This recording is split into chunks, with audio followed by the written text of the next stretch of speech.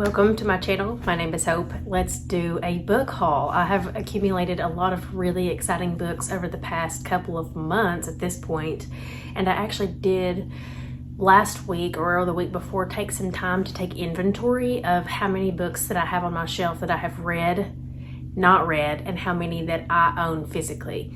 So as of today, I own approximately 488 books, but I'm working through it, and this is the year where I'm reading some massive books, on average like 500 to 1,000 pages. I'm working through East of Eden right now, currently The Secret Garden for middle grade March. I started that one last night. I'm listening to that one as an audio and then also supplementing with a physical book. And then Thou Givest They Gather. Sorry if you're tired of hearing of that book, but I'm reading it. Then Unpacking Forgiveness by Chris Bronze. And so let's get into this book haul. I'm really excited about it. So I'm going to put these in categories so it's a little easier to maneuver if you're interested in one category over the other. But this one is in a category all of its own. It's called Jacob's Room is Full of Books, A Year of Reading by Susan Hill. So Susan Hill takes a year of tracking her reading life and writes it down and records it, and it just sounded really good, looked really good. Now this is the middle grade YA and fantasy genre, and I only have 5 books in this, so it's not very long, but I picked up Cornelia Funk's The Thief Lord, and I do not know if this is a part of a series or not, but I got it for 50 cents at McKay's. This is about 2 orphan children who are on the run, and it says they're hiding among the crumbling canals of misty alleyways of the city. They befriend a gang of street children and their mysterious leader, the Thief Lord. They shelter in an old disused cinema. This also has elements of magic in it as well. Next is one that I'm really excited about, and I was very tempted not to buy the full set because it's very pretty and I love these editions of these books, and I did read these growing up, but this is The Hunger Games by Suzanne Collins. This is the first book, and I just love the way that these look. They're stunning, and I really do love the whole set of these. These are something I want to get purely for nostalgic reasons, and I do want to reread all of them eventually. I was not planning to get this book. It just kind of appeared in my hand when I was at Barnes & Noble the other day, but this is called A Clock of Stars, The Shadow Moth by Francesca Gibbons. This is the cover of it. This is a middle grade, and it's about 2 girls named Imogen and Marie. They follow a silver moth through a door in a tree and find themselves trapped in a magical kingdom where no one behaves as they should. The sisters must move fast to escape the strange monsters that come out after dark. Longing to return home, they find help from a spoiled prince, a dancing bear, and even the stars above. I picked up Dr. Dolittle, the complete collection. This is volume 1, and these are about his voyages, the voyages of Dr. Dolittle, and it has the story of Dr. Dolittle, Dr. Dolittle's post office. So those are all contained in this beautiful volume, and I also was in a very beachy mood when I picked up these books, and so that one over there looks beachy as well. It just kind of looks like the colors look like water. And then this one also, I love the cover of it. And so my boys have been asking me to read this to them, so I may start that soon. Then I already have owned this book once. I got rid of it. Then I bought it again in a mass market paperback. I did not like the way that it felt. And then I bought it again. And that is The Way of Kings by Brandon Sanderson. This is my 3rd copy of this book. And so I like the big copy of this book, especially with how long it is. I know that I'm more likely to get through this if I have this size of book. So moving on into the classics, which I have the most of the classics. because I'm really interested in those right now. That's kind of what I'm leaning more towards reading this year. And so I'm accumulating a ton. And I picked up 84 Charing Cross Road by Helene Hanff. And this was $2.50. And I was very excited about that because I don't know if it's just me, but when a book is really tiny, I have a hard time paying the full amount for it. I don't know. It's just psychologically, like, I don't mind paying a lot more for a big book. But if it's like thin, I get like $15. Like, that's a lot. So I was glad to find this one. Next, I picked up Of Human Bondage by W. Somerset Maugham, I think is how you pronounce that, for $1.95. And this is a Penguin paperback.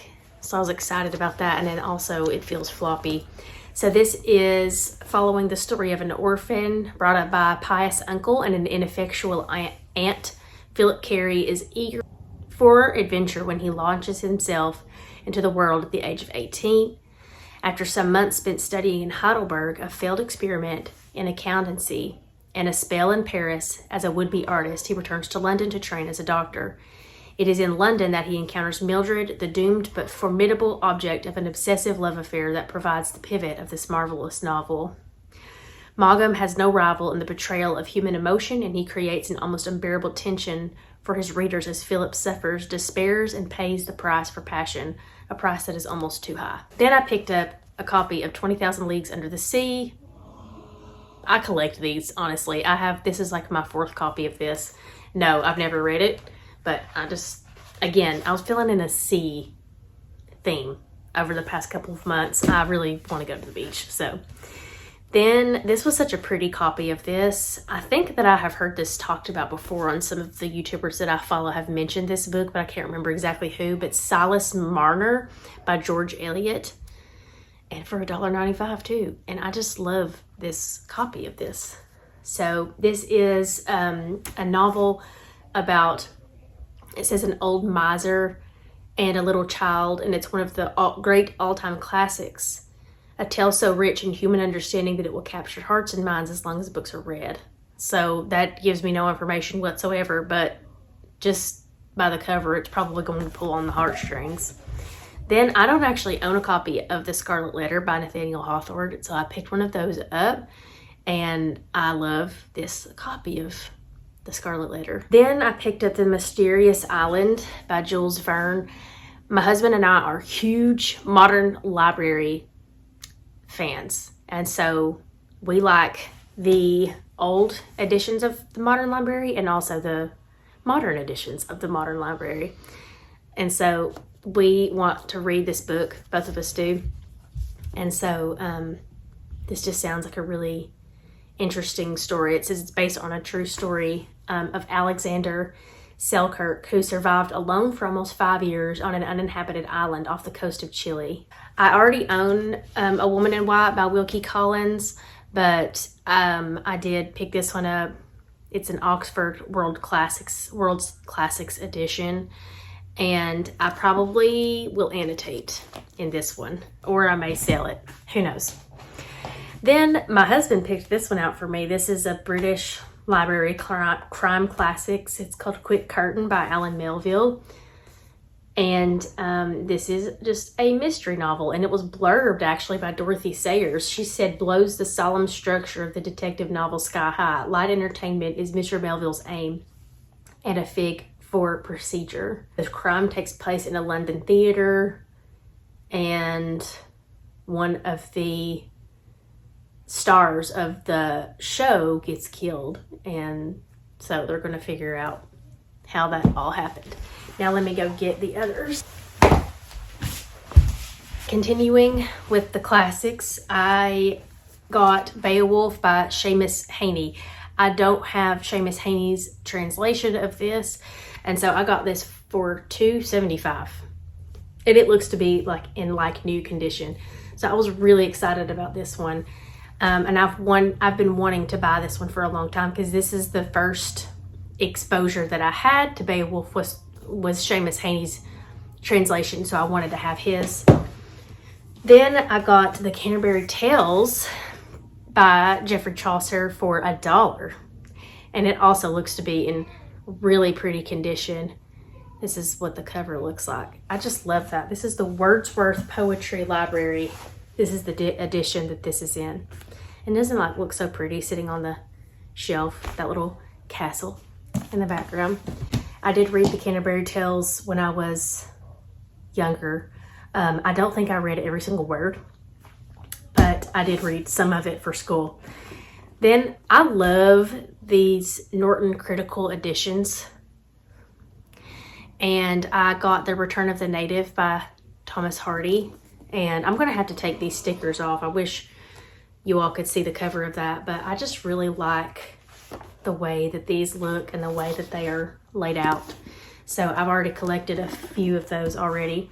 Then I got Bleak House at McKay's. And I don't own Bleak House. I've heard many good things about Bleak House, and getting this book was on brand for my reading goals for this year of reading massive books. Now, Bleak House is not on my schedule to read, but who knows? Okay, I did forget to put this one into the science fiction category a second ago, but I got Dune by Frank Herbert last week at Walmart, and so they finally had the edition that I wanted to read from. They have all the mass market paperbacks, and it's like the book is cut like to right here, and I don't enjoy those very much, that are like very long and narrow.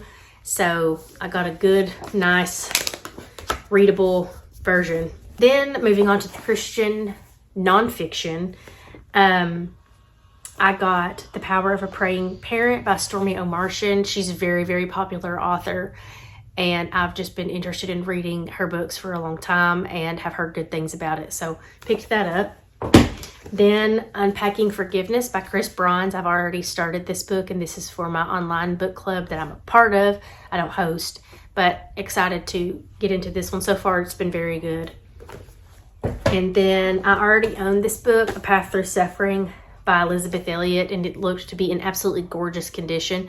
So I may swap out the two that I own and sell the other one. We'll see, but I'm a huge Elizabeth Elliot fan, and so I was excited to find this one. And sometimes if you are patient and look hard enough, you can find her books have her autograph in front of them. And I think I actually do have her autograph in one of the books that I just picked up randomly at a used bookstore. So, but that's it for now. I do have more books that I have hauled and picked up that I have not shown, but it would mess up my shelves to show you. So, and then I would forget where they were. And I worked for a long time the other day to organize all of these into categories. So I don't even remember the books that I've accumulated apart from this so far. And we are going on vacation soon and going to be going to some bookstores. So I'm sure that this pile will grow. It's been a good reading year so far. I've finished 6 books, and Middle Grade March is going great as well. I finished almost going to finish 3 books. And so I'm right on track for that. Hope you guys have a great rest of your day, and I'll see you soon.